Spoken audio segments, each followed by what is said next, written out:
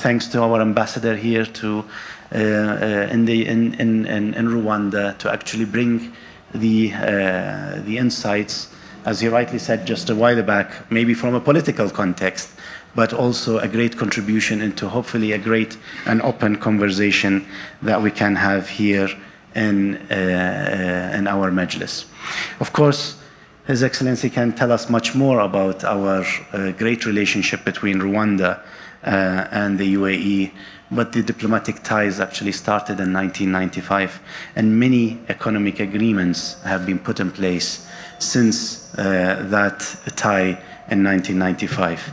And we were also honored to welcome President Paul Kagame in the UAE not so long ago in our World Government Summit.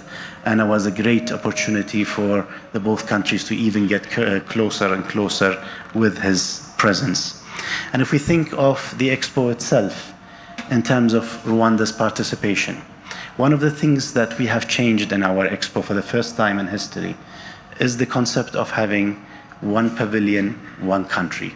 And with Rwanda, it's going to be having a great participation, great content, great opportunities. And this is one of the things that I would really like to see in our Expo, that many opportunities from east to west actually combine and we can bring it together in our Expo.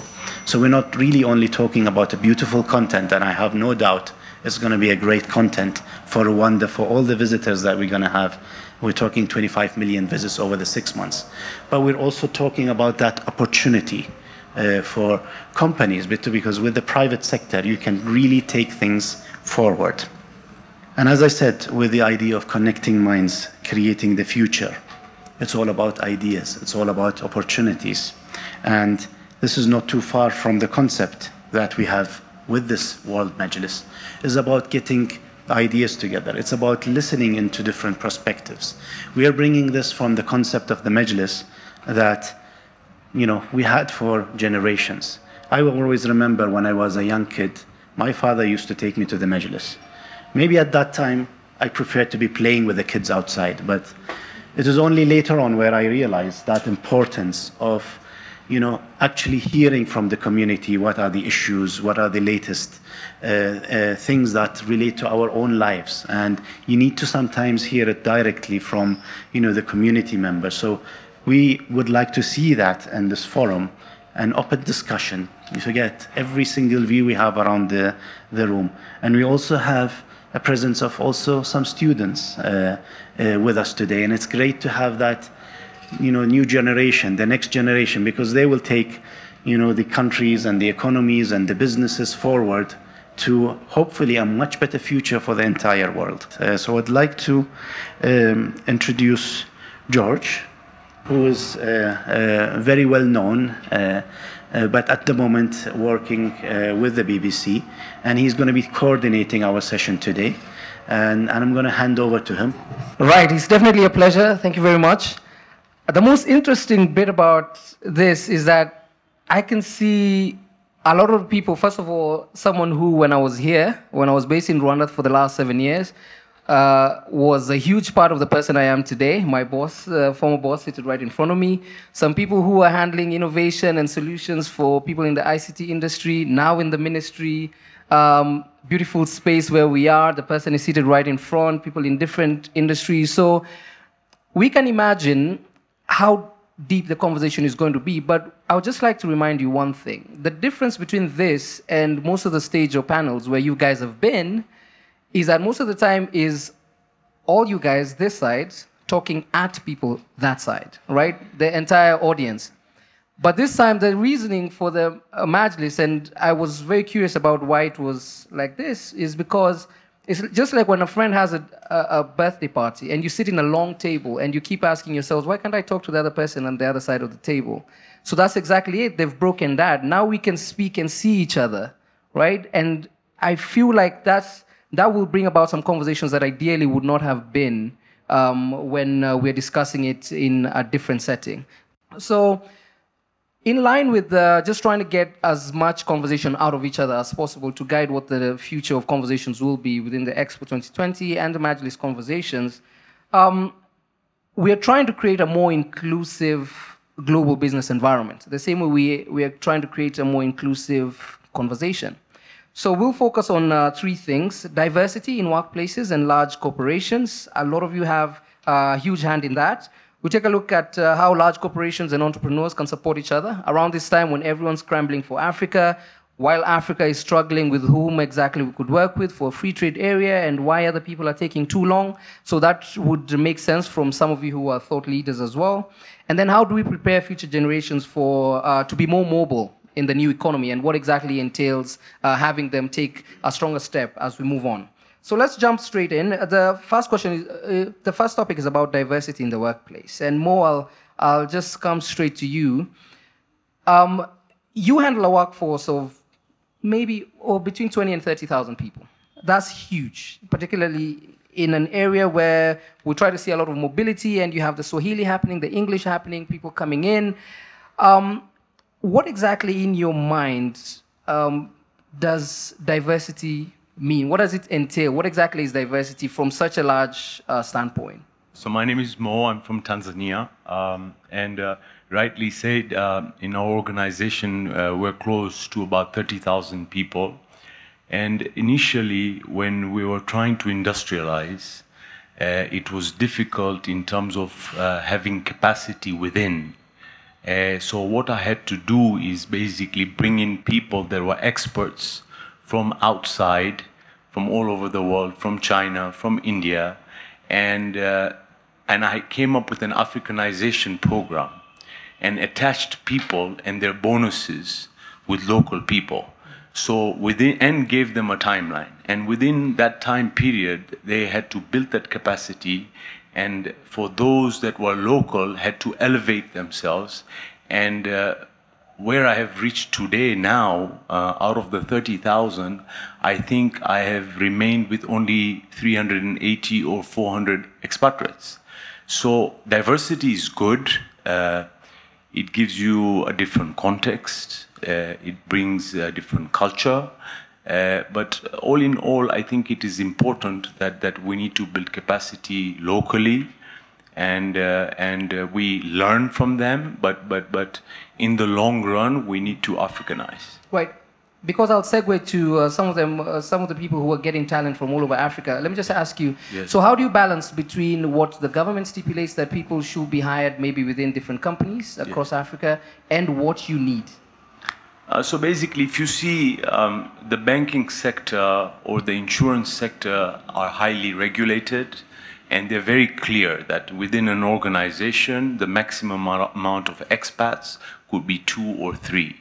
Now, if you look at my group in a full context, when you have 30,000 people and you only have 350, 400 expatriates, in percentage terms, that is very, very small.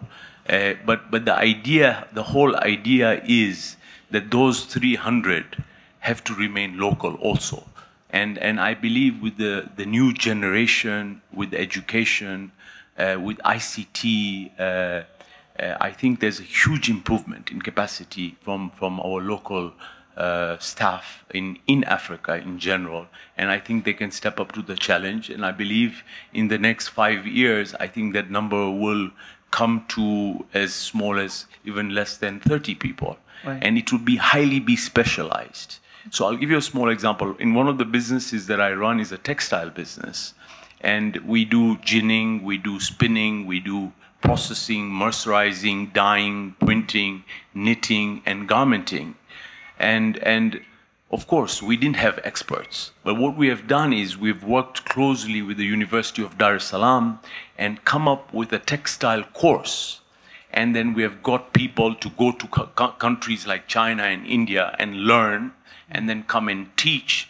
And over time, you can see that they've learned and they're stepping up to the challenge. 100%. So that brings Clément into the conversation. So that's a bit different from maybe some of the modalities of your business, because as you try to develop software developers, right, in Rwanda, across the region, across the continent, there is some form of brain drain, because most people feel like, okay, I got the abilities here, but I'm not necessarily getting the money here. So talk to us about that brain drain and the environment. So what I would start by saying, and what maybe to highlight what we do, and I'm happy to be in an industry where we are not limited on the number of expatriates or number of nationality we can hire, but where opportunities are unlimited to give opportunity to the brightest minds across. Andela was founded on this belief that brilliance is evenly distributed, but opportunity is not. Based on that, we said, okay, what can we do to provide opportunities to the biggest pool of brilliant young people? And this biggest pool of brilliant young people is in Africa. One of the easiest way to avail opportunity to them is to get them to be software engineers that can work on products across the world. And this is possible because, one, software engineering is now borderless, is now unlimited opportunity because you can produce or contribute to a software product from anywhere in the world. You don't need to be seated on a production chain or so. You can do this from anywhere.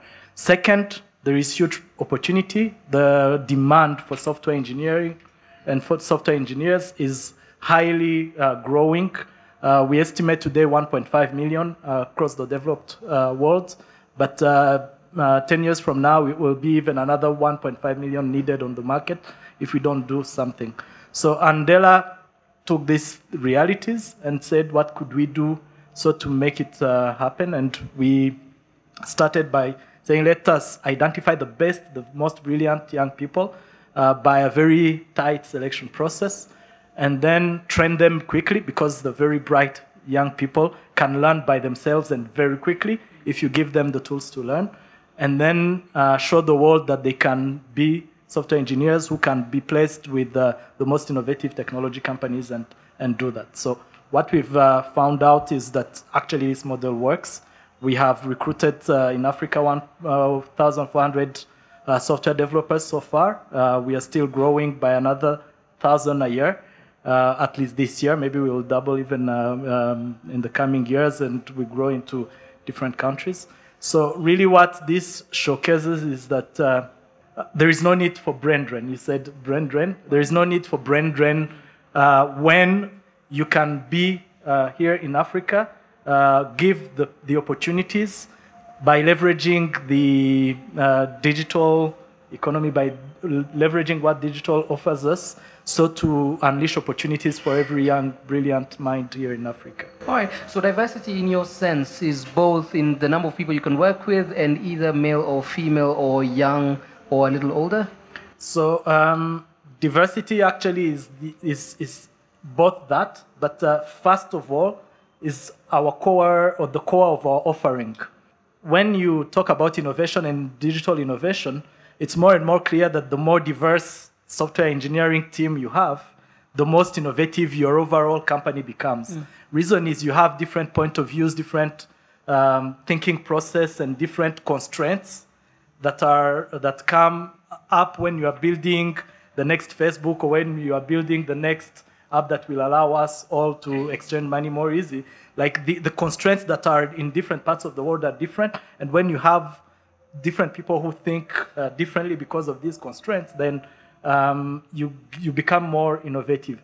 So when we go and tell the companies out there in the US that, no, you can leverage distributed work, we don't tell them, give an opportunity to young people. No, give yourself an opportunity to be more innovative, because you expand your diversity. Wow. Now, when it comes to what we do or how we select people here at Andela, in Rwanda, in all the location, Lagos, Nairobi, and Kampala we also try to be as diverse as possible. And we found out that including female developers was really difficult at the beginning, and we created specific level up programs, outreach programs for female. And I'm proud to say that across Andela, we are at a rate of, I think, 28% female developers among our developers. The US average is around 7%, if I may say. Maha, let's just come to you, because you're handling now international participants within the Expo 2020, and there's diversity both in that, in nationalism, and everyone who comes on board has their own idea, their own national priorities, their agenda, but you have to listen to everyone and get a common ground. What does that mean for you? Correct. I mean, I think, we have 190 countries that have now committed to participate in Expo 2020. Rightly so, with different agendas, different objectives, whether it's cultural driven, whether it's business driven. But, we're in Rwanda today, so I want to talk about some of the objectives that are coming out of some African countries. My colleague Najib mentioned earlier that this is the first time that a World Expo will host the notion of one nation, one pavilion. No World Expo, no previous World Expo had all the African, like in Shanghai, for example, in previous expos, you'd always hear of a Latin American cluster, an African cluster. Shanghai had 42 or 48 African countries all under one roof. But these 42 or 48 countries might not necessarily all have the same objectives. They might not necessarily all be in Expo for the same reason, right? The challenges are diverse. We're talking about Africa, but then, you tap into Southeast Asia, you tap into Central Asia, you tap into Europe, and the challenges are very different. What diversity means in Australia could mean something very different in Rwanda. What it could mean in Uruguay could mean something completely different in the US. And it's been, and again, this is the first World Expo that happens in the Arab world, but the first World Expo, and we hope not the last, but maybe the last, that happens in Africa. It's as much an expo for Dubai and for the UAE as it is for the rest of the world, for Africa, for Southeast Asia. So in terms of the objectives and what we've seen that comes out of countries, it's, diversity in Australia means, they look at diversity through sports. And sports diplomacy, and how does that promote diversity?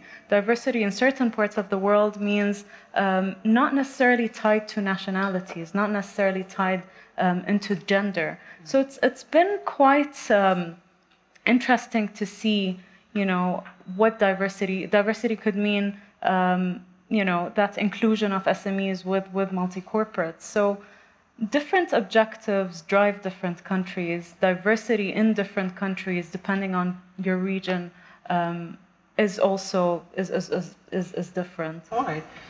Let me switch to two gentlemen who are right in front of me. Thank you very much for that, Maha. So we'll start off with you, Amin. You have a pool of very young people working within maybe different parts of your business, and as we all know, young people, first of all, very stubborn, very diverse in thoughts, and the thought on Monday is different on Thursday, right? And might not necessarily be sustainable for a business that wants to be there for 20 years if you keep changing your mind. So how achievable is a diverse mindset? You just described exactly why we hire young people. And a lot of people see it as, I see that as an advantage. So from a design background, what you want is that we see technology as a tool. We see all these disciplines as architecture, programming, all these as kind of in the middle towards the last mile. It's not really the starting point. So we like to start with the bigger questions. What is the problem you want to address? What is the question you want to really tackle and discuss? More of a dialogue. And the best way to do that, we've learned that you have to have a number of people from different backgrounds, different age groups, looking at the same problem from their own perspective. And the young people, as you say, they're stubborn. They will look at the same problem from their same perspective, and that's what we want. So what you do then is how you manage the process to get something out of it, to take it to the next level. So from a brainstorming, from an idea, from some kind of a doodle on the page or on the wall, to a bigger idea. And then the next layer is that we engage the technical level, right, which is that sometimes the idea requires a programmer, requires a graphic designer or an architect or an engineer or a policymaker to be able to move to the next step. So what we do also, we manage the next process of figuring out who needs to be involved at the next layer, all the way to the point that basically you see something that diverse, that is complete, but we are aware that it takes a number of collaborative efforts, and it's actually very, so that as you're saying, diverse means different things for different organizations. For us, it's not about the age or gender or nationality. It's about the different backgrounds that people are bringing into the table. And then at the next level, we're looking at the different level of input. And then the next level of change, next level of influence, and the next level of management. Because you get to a point where now an idea has to actually be implemented or be managed. So I can give you an example, just taking a look at this public library, because we talked a little bit about it. So a group of people came together, I think Rotarians, and thought we should have a public library in Kigali. Every city has it, and there are a few libraries there. They've always played different roles in communities, and they found different ways of raising money and they engaged a number of people. So that was probably the main role to start off the idea. Other people got involved in actually designing the facility, sourcing the money, building the building. There was another process of managing the facility, and that's where we got involved. And the government of Rwanda was given a number of things they've been involved in. They knew that the people who initiated the idea, the people who funded the project, the people who managed this had to come from different ways and different ways of thinking. And exactly what we do here is that we manage all those resources to create things like this. So Rakesh always used to say something that was very critical. Whenever we were together at CNBC, he always used to say, whenever he had ideas, he said, I'm a dinosaur. I have all the ideas. I need you guys to come and implement. He always used to say that, and I'm sure you say that till today. But what he didn't know is that he was a dinosaur, but with many young lions running around, but they wouldn't be anywhere if it were not for him. So the reason why I asked about scale and young stubborn people and of course different sort of ideas and the tech bit is because you have all of that in one roof and you need to manage without losing your sanity, right?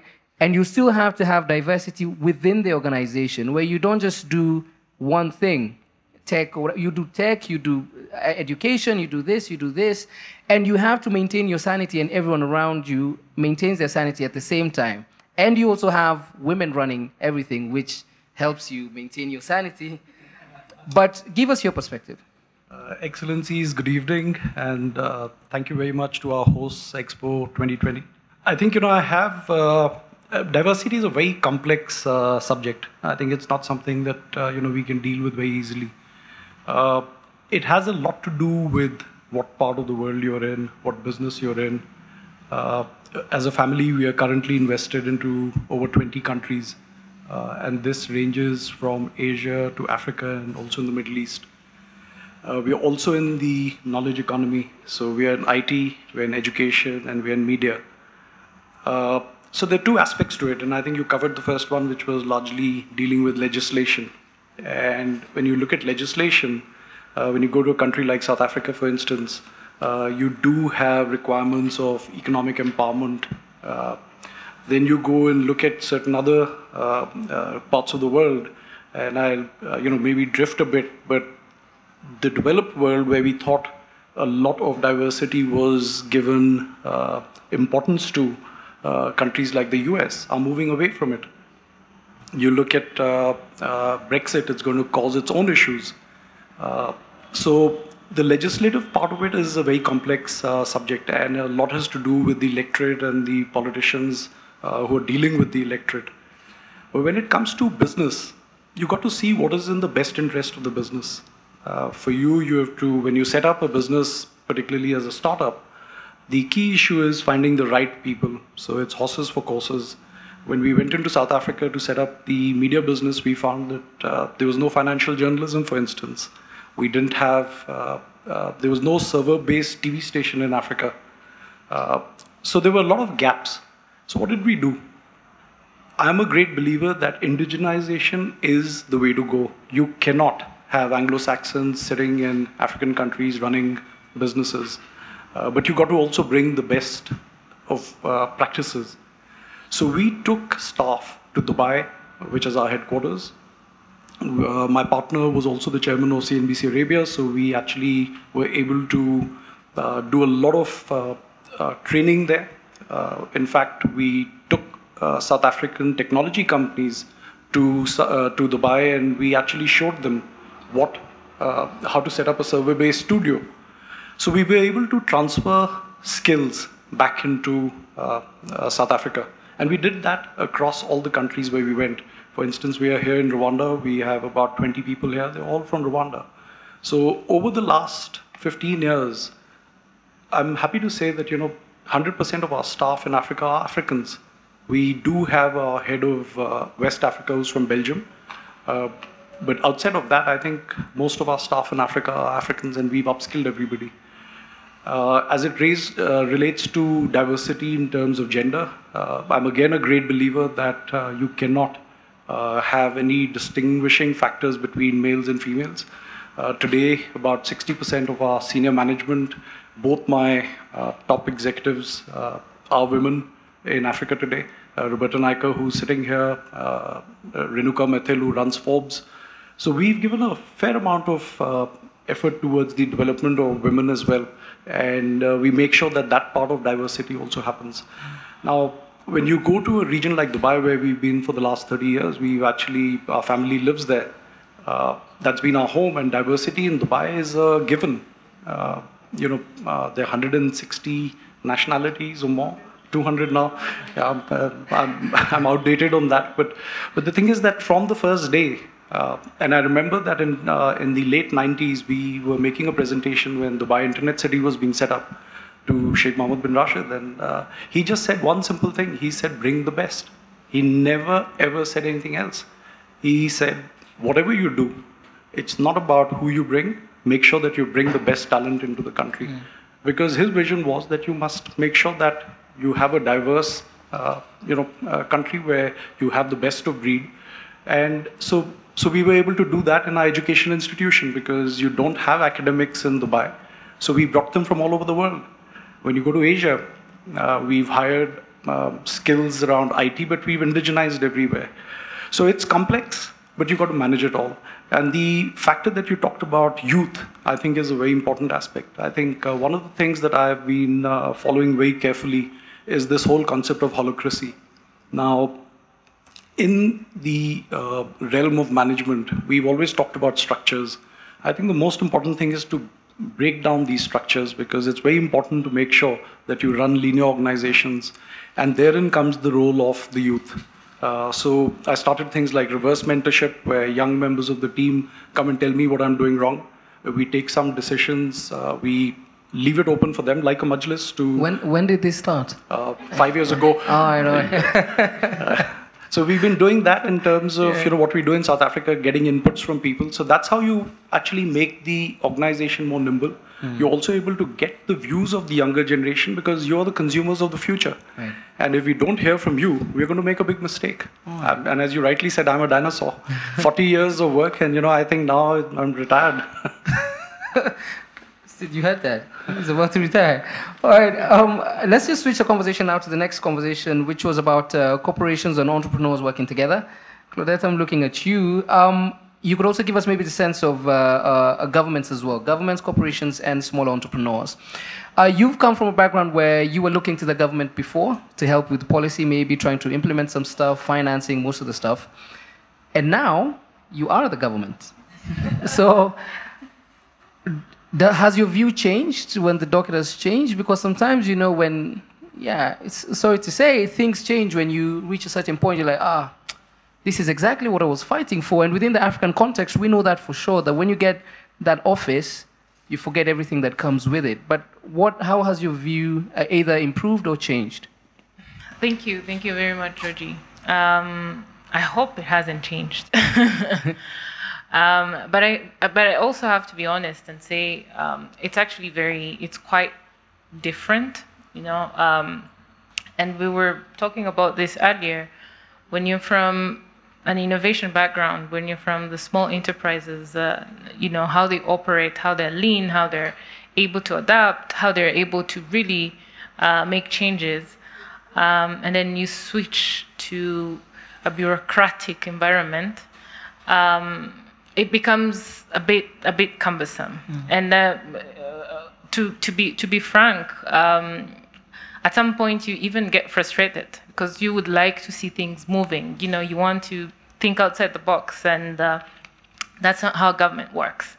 And so a lot of things, and I like to think that I'm actually trying to shape some of those things. A lot of things that I could see was mainly how do governments start employing small businesses? Because quite frankly, there are no frameworks for that. Our public procurement strategies do not cater for small businesses. Right. You know, every time they come up with an innovation, they add in a local preference, but what they're actually doing is they're giving more incentives to the businesses that actually have muscles, but not the small businesses. And so what we've been trying to do is, you know, how do we bring this concept of design challenges, hackathons, to now, you know, make governments be able to absorb these small, you know, enterprises that have innovations, that have solutions that can actually work for government. And besides that, is actually bringing, you know, the youthful vibes to the bureaucracy and looking at, you know, how best can we work on this? What can we change? How can we be more creative? And I think that helps a lot as well. So I think, look, good evening, everyone. It's a pleasure to be here. Adam Jones from MasterCard. I think there's a responsibility on the major corporations to be able to foster this kind of dialogue in association with the major stakeholders like governments, like opinion formers, like other corporations that operate within the ecosystem. If we're able to come in and with a design thinking mentality, again, another topic we were discussing earlier, almost all talked out before the Majlis started. If you're able to employ those kind of concepts with a design thinking philosophy that starts with what are the actual needs for innovation within a country, within a particular segment, within a particular sector, that you can look to utilize your overall network to be able to facilitate so the growth can evolve very, very quickly. One of the areas I sort of where we've kind of gone down this sort of route is, you know, as an organization that operates within the technology sector, I mean, known within the financial sector, but equally we're operating in particularly financial inclusion and so on across sub-Saharan Africa. We see that there's small, nimble organizations that can act far more swiftly than we ever could. But we can bring to them potentially the scale, the network capabilities, the stakeholder discussions that mean that they can grow very rapidly. So then it becomes about, okay, so how do you foster that dialogue to then be able to take it on a repeatable and scalable function around the world? So we develop things like our StartPath association, where we actually profile fintechs around the world and actually bring them into to a wider fintech community that they're all in startup mode, and actually go through the hackathons, go through almost matchmaking exercises with organizations and governments and stakeholders around the world that means they can get access to them to actually facilitate the needs. So that, for example, a Rwandan government who may be going down a particular procurement route might be saying, actually, how do we digitize our procurement? And we'll say, well, actually, we've got this fintech coming out of Lagos that might be able to satisfy that for you. So we just kind of, we introduce within that space.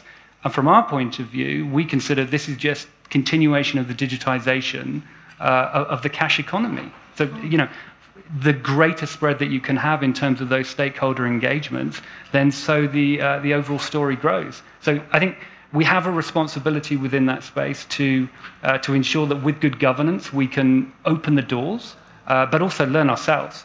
Because I think we take a lot of design thinking and we take a lot of creativity from these agile fintechs and actually develop them to within our organization for our partners, or even sometimes even, you know, take stakes within them ourselves. Right. So if you can work in a sort of codependent fashion, but with an overall goal around a solution mentality, then I think that it's a very, very prosperous future ahead. You found this groundbreaking innovation, something similar to what was being done with the different people with the tech. Where do you start with the people, particularly in this room? That's a very good question. Starting with that, as part of, let me just give you a small brief about the work that we're doing with Expo Live. So mainly it's the Innovation Impact Grant Program of Expo 2020 Dubai, where we're focusing more on social innovators and the social entrepreneurs from across the globe. What we've actually seen through the program, and the beauty of this program, is that we did not design it ourselves. We did design the program with the community, whether it was the university element of it or also the global program, which focuses more on SMEs. We're talking here about social innovators. We're talking about entrepreneurs, people who are a bit at an early stage of their development stage. And going back to the different comments from my colleagues here, the reason why we're, let's say, focusing more on people who are at a prototype stage. They're not out there. They're not that small. They're not at an ideation level in the grant program, the global program. Is the fact that they're the ones that need the most support, let's say. I've been humbled to be part of the process of designing the program, and that's where we saw the global and the international response, where the demand, let's say, that they actually needed such a grant program. And my colleagues here have heard me say this a lot. We're not the only grant program out there. There are many others that are available, but the thing that makes our grant program maybe different is the fact that it's not only about the financial support, but it's far more than that, as we've mentioned here. So it's about the exposure opportunities that you're giving them, that you're giving these social innovators. And believe me, when it comes to the grants, we give them grants that reaches up to $100,000, but for some of them, they don't even know how to use it. And that's being fair and honest here. Many of them require some support, some guidance, some mentorship, hand-holding through the process on how they're going to actually utilize these amounts. And if here we're talking about Africa, and here we're talking about the global economy, we're talking about the global or the local change makers, these are the people that we're fortunate to be working with. Just to add on that and bringing numbers into the table, we're very fortunate that as part of the program in the past 3 years, we've received over 6,900 applications from 174 countries, which is a great number. But what's even what makes us even happier is the fact that 23% of the total number of applications came from the African continent.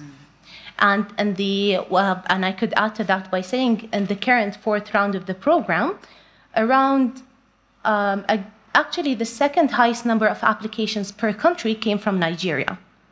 So here we're talking about, this is a tangible demonstration of the level of entrepreneurship and innovation that's happening here across the African continent, as well as the number of grantees who've actually received the grants from the Expo Live and Expo 2020 is 13 out of 70.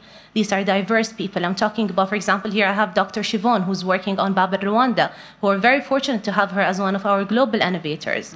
We have others who are just university students that started with the program. We have some others who are professors. So you have this diverse of different people who wanted that push, that support, in order just to bring them all together. And that's what the Expo 2020 is doing with all of these people, bringing them together. I have, for example, I have a project from Colombia that's working with a UAE innovator, bringing that bridge together. I have another one from Tanzania that's working also with the Netherlands. So here you see the beauty of connecting minds between different innovators that's happening on a tangible outcome.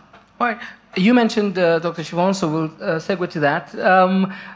So we followed the journey when we were here in Rwanda when Bubble set up a digital healthcare company that a lot of people were wondering how is this going to happen, especially when you maybe in the rural setting and you have a heavy complication and there's a doctor you have to speak on phone, but you want to see him in person. But you've managed to revolutionize that based off of maybe innovation ideas from different parts of the world. Just speak to us about that element on making things work within the context, but also implementing stuff from outside. Hi, thank you very much. One of the things that I really love about, people who are, young companies that are innovating is the passion that they hold. I remember my boss when she was trying to recruit me for this position and I was working for a bank, I was like, what is this? I kind of thought, okay, let me just have this conversation. But by the end of the conversation, I wanted in. I absolutely didn't care about anything. I just wanted in because just being able to contribute to the way people are going to experience healthcare differently. Because 20 years ago, things used to look different. Like, we all didn't have mobile phones on our table to be able to SMS, and so many things have changed. And just revolutionizing one of the things that is one of the global biggest challenges is really critical. One of the things that I really thought was brilliant about the company was, we started in the UK, but the first outside of the United Kingdom they brought to was Rwanda. So Rwanda is positioned itself as a proof of concept country. So literally, you have an idea, come, let's work together, let's learn together, let's make mistakes together actually, and let's learn from it. If it's working, let's go for it. If it's not working, then we ditch it, right? But let us learn together. So we started operations in 2016. And you can imagine coming and saying, I have this concept, you can treat people over the mobile phone, and to get an operating license, a license from the Ministry of Health to say, okay, so let's see what this is. And obviously there've been a number of conversations happening from 2016, but I kid you not, in 2017, we entered into an agreement with the government where, and this is when they say, you know what, let me put some skin in the game and see what you're all about. So currently, so our platform is in all the health centers in the country. We're in 393 health centers, meaning somebody can actually use their phone, call, talk to a doctor, go to a health center in the village, wherever it is that they are, and say, I'm from Babo, here is my code, I need to get this prescription. So Rwanda has universal health coverage. The universal health coverage will cover for that. And that is true partnership, The other thing is that, so RSSB, which is the Rwanda Social Security Board, everybody who is a government employee uses that insurance. And they said, okay, let's give you 100,000 consultations. Let's agree on a price point. Let's see what you can do with this. Let's just have a limit on what it is that you can do.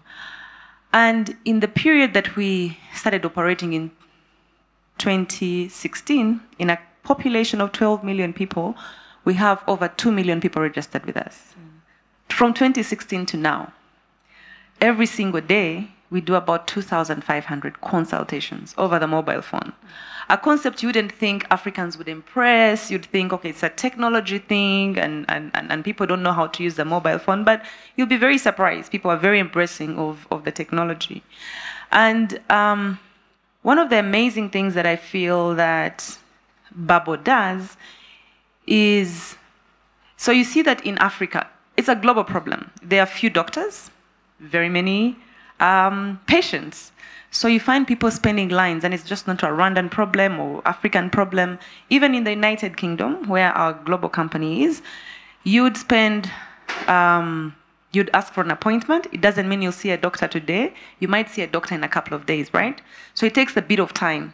So in Rwanda, what we do is we hire about 68 doctors, over 130 nurses who work part-time. So they would be doing their 9-to-5 jobs somewhere and go home and do other things. But these are doctors. This is a resource you absolutely need. So you're like, okay, once you've done your couple of hours, let me take another couple of hours of your time, and you treat patients. So it's like we've created doctors from nowhere.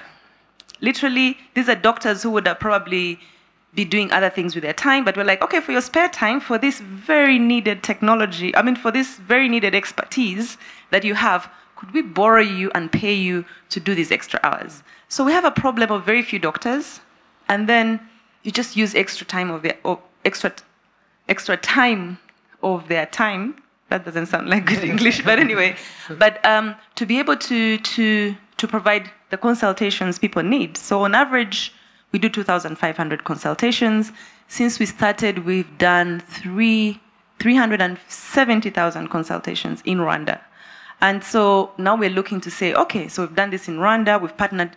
It's a true partnership, really.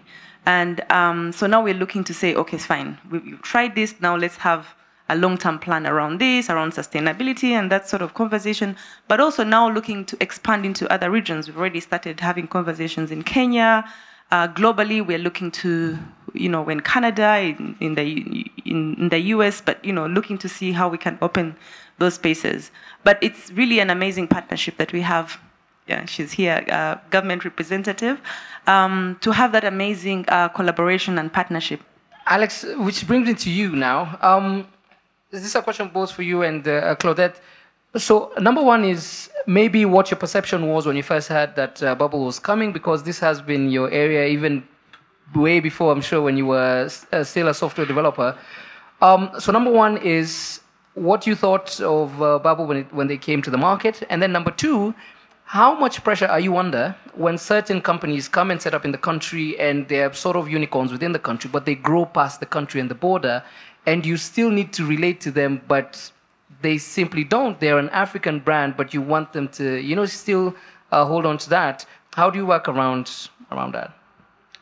So thank you very much. I think you started off with the right phrase, proof of concept. Yeah. So in the ICT chamber, what we have embraced is the fact that Rwanda is a small market, but it is a bedrock. It's a seedling. Basically, you can incubate out of it and targeting the broader regional markets. So how, and that ties into exactly what she said. She said, come test it here. We've had the examples of the likes of M-Visa, Mobile Visa. They set up here, they started, then they're in Malawi, they're in other countries and all over. We've had the splendid example of Zipline. I think there's a time, 2017, 2018, whenever I was flying, I always go to W.H. Smith to get a book or a magazine, and every magazine I touched had Zipline in it. It had Rwanda and then Zipline. There's Rwanda, then Zipline. And this is the part again of the globalization that we're in, but also it puts a torch, it shines a light on the Rwanda's technology sector, right, which plays two roles. One, attracting in talent. We're talking about borderless talent. So it brings in the kind of talent that really Rwanda needs. We're a very young economy, we're a very young tech sector, and we need as much talent as we can get. So your question on how do we feel excited. The fact that we have the likes of these companies coming in, taking Rwanda as a place they can start off and then fly away. This sets the right kind of example, but also something to aspire to. Today, when I talk to Caris, which is a local drone startup, when I talk to them, they look at a Zipline and say, this is a company that came a little bit later than when we had started, but they have done so much. So they're aspiring to the unicorn, the unicorn status, and they're doing very well. Right. But if that wasn't there, the modeling, the role modeling, whatever it plays, I think misses. And today we see what they've done. Babel has done as well. The other day I was watching the AI, the talk from the founder on how AI is transforming healthcare, and I think already our guys here are also looking into the same direction and thinking we can also do it. If they're doing it right here at home, we can also do it. So it's an inspiration for our innovators and entrepreneurs. Okay. So for most of the people who are visiting Rwanda for the first time, I'm sure you were surprised that actually a lot that you had heard was practical. Is actually what's here. It's clean, the governance, all that.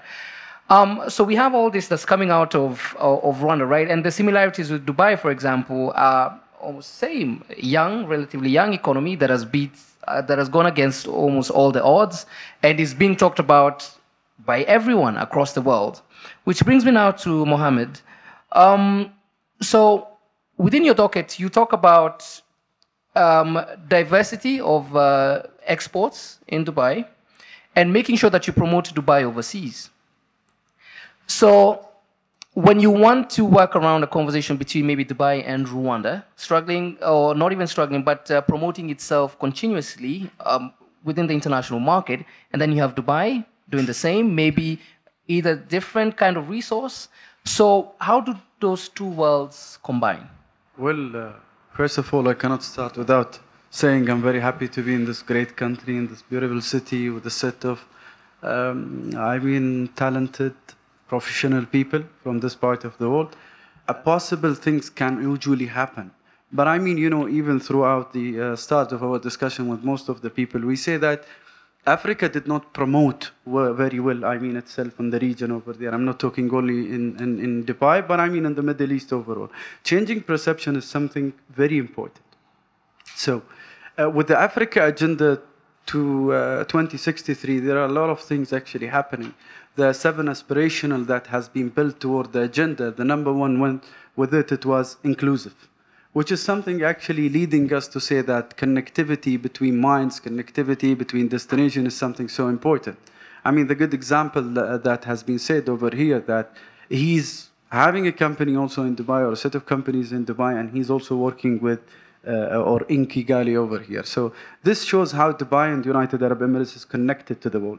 Now, going back also to 2018 data in terms of total trade that we have in Dubai, if you see our international major partner, we talk about China, we talk about India, we talk about United States, Saudi Arabia, and last but not least, Switzerland. So if you look at the level of interaction we have with all of these markets, which is a little bit far than us, or we talk about connectivity between us and these markets, is actually as a result of the well situation of the market in Dubai is and the facilities available over there. And if we talk about similarities between Dubai and Kigali, similarities between United Arab Emirates and Rwanda, I think the ease of doing business is something which makes it very similar. The beauty of even connectivity coming over here, talking to people, talking to the businesses, makes it a lot easier. We had in our job, especially working for the Expo, for the almost promotion of the Expo for the past 10 years, and going back to the diversity side a little bit. I think in our job, the most important thing we tell our companies is to start to understand the culture of any country that you are heading to. So, when we come here to Kigali, and even I've experienced this in whole Africa, it is so easy to reach here. The people are welcoming you. The people are easy to do business with. So, if we build all of these together and talk about the possibilities of connectivity between how Dubai is similar to Kigali, I think we need extra promotion from the African side. I'm not talking only on Kigali's example, but overall, to change the perception of doing business in these kind of countries. And also the Expo will be a great platform in future to enable entrepreneurs, talented people, to come over there and to start. I'm not quite sure if you have seen the news today of the acquisition that happened with Uber, with Kareem by Uber. Yeah. This company has started from Dubai. And this is what His Highness Sheikh Mohammed said. This company came out of the desert, which is the Dubai Internet City, when it wasn't started earlier. And I think you said something very important, that bring the best. And this is how it is. The similarities in terms of Kigali and Dubai, in terms of the positioning of ease of doing business, make the similarity is very convenient, make the level of interaction between businesses over here and the businesses over there in a very great platform, and in our nature also of job that, we usually come to Africa. All right. Thank you very much. $3.1 billion for Kareem. All right, so let's say, for example, we have that, right, that example of Kareem. We have an American company that has come and bought it, but we're still maintaining maybe the leadership and the organization within, because the CEO will still maintain, but that might not be the same for most companies. So nationalism versus surviving in a global market, we need to hear your view on that. See, throughout the research which has been taking for a long way about how companies or diversified companies are successful, the more nationalities involved in the company, the more ways of profit they will make. the most, important thing that usually we talk to our companies who would like to go across the border is build a relationship with the people that you are seeking to work with. First of all, before even you discuss business. So, the connectivity between the how cultural or cross-cultural or people from different nationalities working together, it is always reflect the platform that you create. And this is what Dubai and United Arab Emirates has created. A platform for everyone to come and do business together or do business themselves, or even allowing entrepreneurs. From 2002 up to date, we've been helping almost no less than 36,000 companies to start up in Dubai through Mohammed bin Rashid establishment for small and medium enterprises. And this actually gives you how also the government is trying to ease the life of entrepreneurs to start a business. And even today with latest public policies that has been, or the new framework of the citizenship that's available for innovators, for talented people, that has been recently unveiled by our cabinet, this is actually gives it more boost toward the future of how Dubai and United Arab Emirates will be a host for so many companies, even if they are coming from the United States or United Kingdom or wherever it is. I think this is the most important thing, is the platform. All right. Let's switch now to some of the beneficiaries. Henry, I would like to speak to you particularly about Compound 55 and social impact, connecting people and the social impact bit. You've heard from all the people in the room. What's the most exciting bit about what you're hearing? Everything is exciting. Good evening, everyone. Yeah, but what really concerns us the most in Compound 55 is not just to look at single elements, but look at everything in like from the end view. And Adam mentioned ecosystem. For corporate, government, private sector, SME to survive, we all work in the same environment. And we all need to work in a way that is collaborative, because Babel's success is our success, is the government success, is the private sector success. But the biggest challenge with this is that most ecosystems work in a fragmented setting. And it makes it very hard, especially for the small guys, to be able to thrive. Right. And there's this stuff we say at the office. In Rwanda, it's easy to start a business, like 6 hours to start, and 6 months to die. And this is our biggest fear every day. Like, we don't want to be 6 months and die away. Now we are 1 year, 4 months, and we are still burning, but we hope not to die soon. But the best part of it is this. The government have a role to play to make sure the policies are in place, the forward thinking, and why it's beauty to work here, because I'm from Nigeria, is that we say Rwanda is a startup nation. Yeah. Like you come to test some ideas or test what you think you can do, and you have the space to be able to do it, which is brilliant from the government, but that's not enough.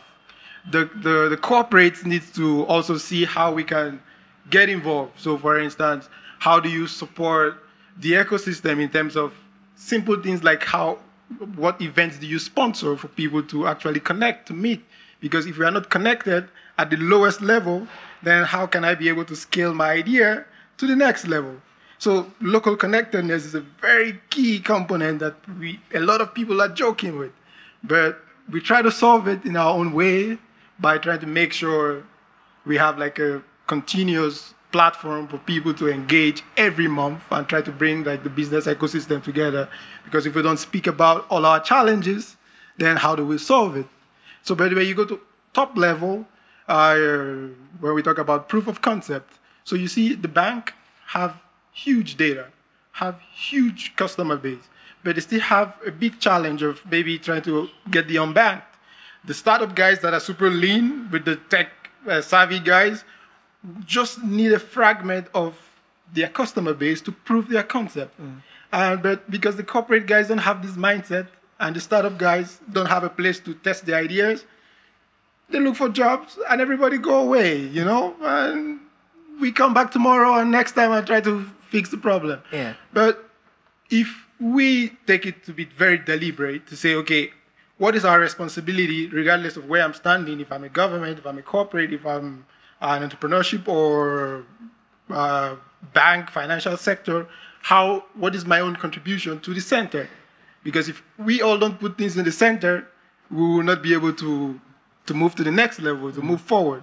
So yeah, this is my idea, and it's been a great insight from the conversation in the room. But we need to know what happens after this. I mean, you have the ICT chamber, software developers, the ministry, you have the money in the room, digital healthcare company, you have basically everything you would need, right?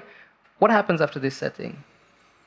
Well, what happens is, what's going to happen, we'll keep working because we work with the chamber, we work with the government, we engage all the stakeholders that are in this room in what we do, because we try to find ways to see, guys, we need to connect all of these blocks together to see how we can move forward.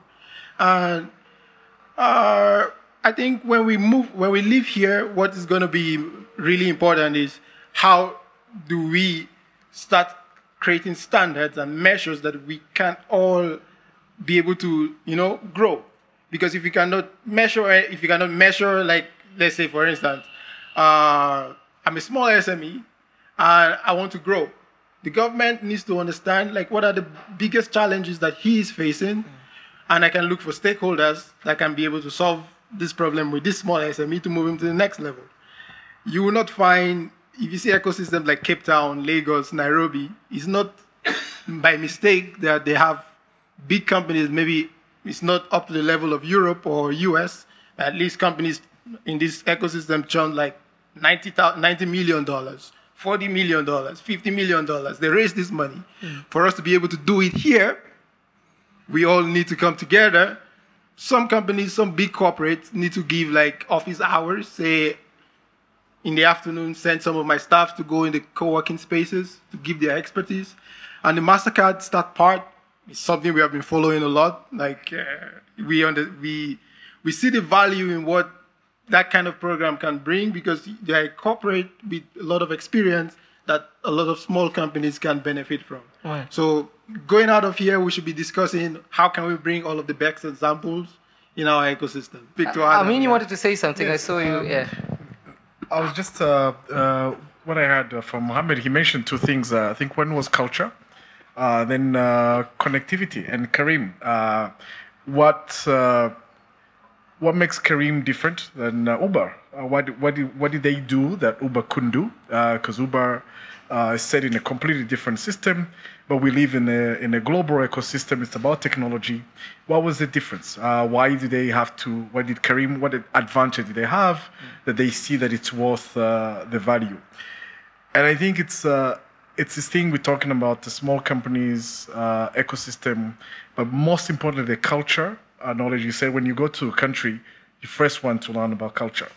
So one of the challenges I see with a lot of multinationals, because I saw that mentioned in one of the questions here,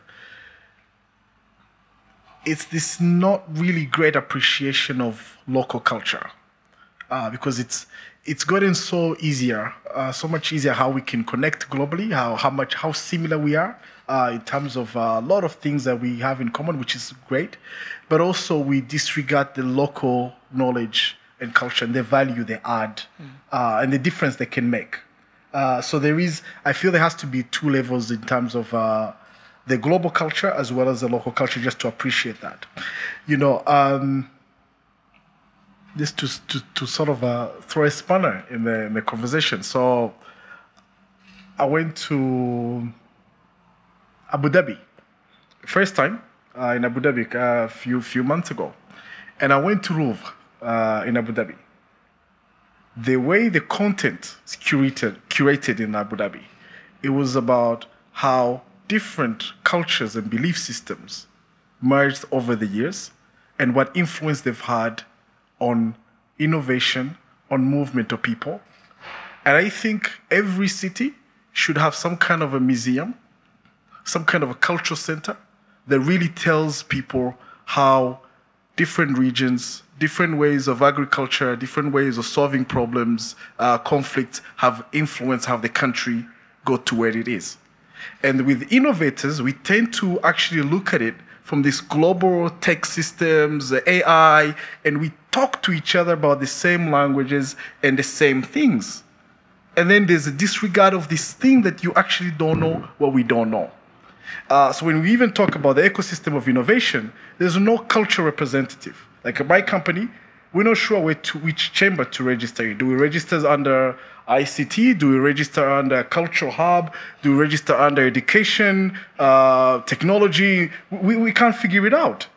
As I think comes back to what I was saying, that the ecosystem is great, connecting people is very important, but we need to go beyond the tech people. We need to go beyond the healthcare people. We need to actually really create a role for cultural people, for historians, for people with different belief system, with different thought system, so that we can have that conversation and integrate it into the technology. My concern with these tech languages is that we tend to think the same.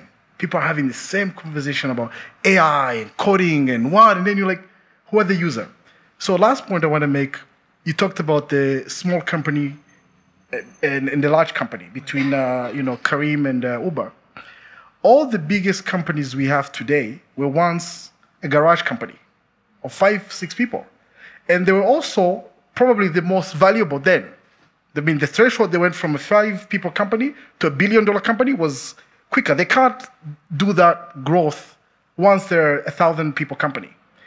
And one of the reasons I think is because they're much closer to a culture, to the problem at the beginning. They're much closer. They are actually creating a solution for themselves as a 5-2 people, something they are living. Then when they grow, they turn into an operational thing.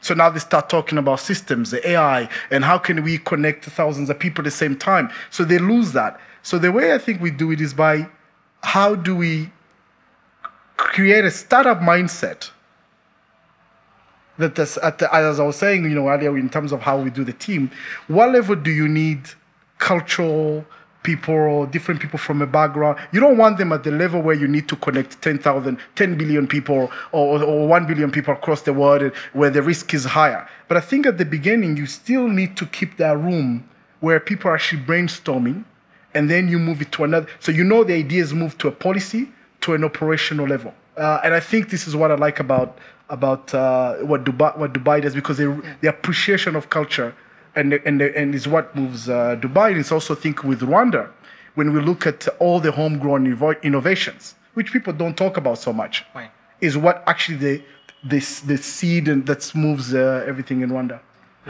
George, if you allow me also to add, pulling out from the two conversations, especially since we deal with entrepreneurs on a daily basis, and we would like really these kind of, whether it's expertise or knowledge that to be passed to them. I mean, what we have seen throughout our daily interaction is the entrepreneurs' mindset or talented people think their idea is only the best and can be implemented, and the government should change the policy immediately. I think we need to go back and look at the user of this particular service or product, how they will perceive it. People do not talk anymore about customer service or customer satisfaction. It's a customer experience. So how is the experience is my service or product? Perfect. Most of the time when we as young guys try to solve a problem, we feel like if we were the policymaker, we'd have a huge hand in handling the problem. But once you become a policymaker, history has taught us that you cease to become the problem solver. So that is, yeah. So Claudette will give us her perspective. And then you'll give us yours as we just wrap things up. Problem solving versus policy making. You've had a hand in both. You don't cease to be the problem solver. You actually begin to be the problem solver. But maybe in ways that not necessarily the private sector or the startup ecosystem understands. I think it's Alex that mentioned, a company like Zipline, right? When Zipline knocked on the door here, no one understood what they were going to do. They were going to fly drones and deliver blood, and it was like out of a movie. It wasn't something that people had heard of. But you know, sitting on the side of the government and looking at, okay, let's give this a try, you know, and at the same time, you're solving a real issue, a real need. People need blood to survive, and you know, it doesn't get to them, you know, in the shortest of the time. But now you're looking at solving that issue, but also using the innovation. I think it was yesterday that we were talking about contexts here differ. From your perspective, I think it makes sense. Yes, the tools you bring in the business to help you and everything. When you come back here in Africa, the more tools that you bring, you're actually creating, and you can actually look into it. You're increasing the digital divide.